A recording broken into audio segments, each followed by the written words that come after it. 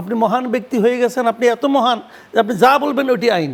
এই যে উনি বললেন অমনি পৃথিবী হয়ে গেল, এনারা সব উনি হয়ে গেছেন। মাসুদ কামাল, আপনার কাছে আসতে চাই, সমাধান বলা যায় কিনা এ জায়গায় আপনি মন্তব্য করতে পারেন। পাশাপাশি অন্তর্বর্তী সরকার সত্যিকার অর্থে সমাধান মনে করে কিনা বা সমাধান বলা যায় কিনা সেটা তো আপনি বলবেন। স্থানীয় সরকার নির্বাচন নিয়ে আমি ব্যারিস্টার রুমিন ফারহানাকে যে প্রশ্নটা রেখেছিলাম, সেখানে যারা চাচ্ছেন তাদের যুক্তি হচ্ছে স্থানীয় যে মানে মানুষ, তারা আসলে প্রতিনিধি নাই দেখে সেবা পাচ্ছে না, তারা বরঞ্চ একটা মহৎ চাওয়ার মধ্যেই আছে যে সেবা নিশ্চিত করা। সেখানে আসলে তাহলে দোষটা কোথায়? এখন দুটো জিনিস, একটা হলো কি যে সেবা যে পাচ্ছে না এটা কিন্তু সত্য, এবং এটা একটা ভয়ঙ্কর বাস্তবতা। যে একজন কমিশনার, আমি হিসেব করে দেখেছি, উনি 21টা কাজ করেন বেসিক্যালি, যে 21টা কাজ একদম সরাসরি জনগণের সঙ্গে সম্পর্কিত। সে কাজগুলি তখন বন্ধ হয়ে আছে। এই সেবাটা ইমিডিয়েট দরকার, কাজে এটা করা দরকার।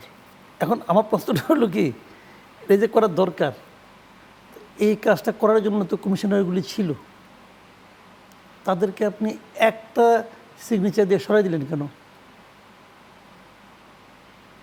বেসিক পয়েন্ট হলো আপনি কেন সরিয়ে দিলেন? এত এখানে ছিল।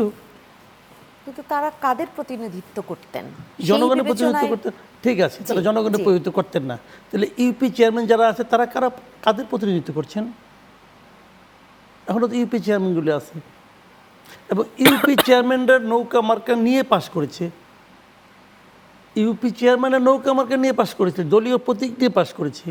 আর পৌরসভা এবং সিটি কর্পোরেশনের কমিশনাররা কোনো দলীয় প্রতীক নিয়ে পাশ করে নাই। এরা যদি তাদের প্রতিনিধি হয়, তাহলে ওরা কাদের প্রতিনিধি হিসেবে আছে বলেন? আপনি এইটা করবেন না ওইটা করবেন তা তো হয় না রে ভাই। আপনার ইচ্ছা হলে আপনি করবেন না। আপনি মহান ব্যক্তি হয়ে গেছেন, আপনি এত মহান যে আপনি যা বলবেন ওটি আইন। এই যে উনি বললেন অমনি পৃথিবী হয়ে গেল, এনারা সব উনি হয়ে গেছেন। নিজেদেরকে তারা কী মনে করেন? তারা যে কত পারেন তা তো দেখতেছি আমরা।